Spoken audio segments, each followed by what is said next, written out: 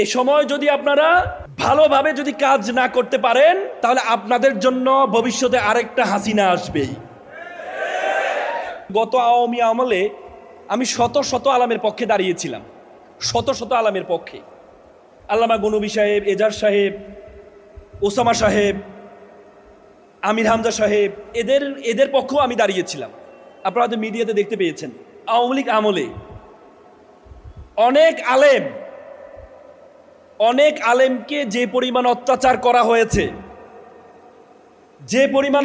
করা হয়েছে, যদি আপনারা চিন্তা করেন, this is the beyond imagination, অবাক হয়ে যাবেন। একজন আলেম আমাকে বলেছে, আমি রাতে ঘুমাচ্ছি, সকালে ঘুমাচ্ছি লুঙ্গিটা পেঁচিয়ে আমাকে আমার হোস্টেল থেকে, নারায়ণগঞ্জ একটা হোস্টেল থেকে আমাকে নিয়ে এনে আয়নাঘরে নিয়ে আসে। আমি জিজ্ঞেস করলাম, ভাই আমার দোষটা কি? বলছে, তোর কোনো দোষ নেই।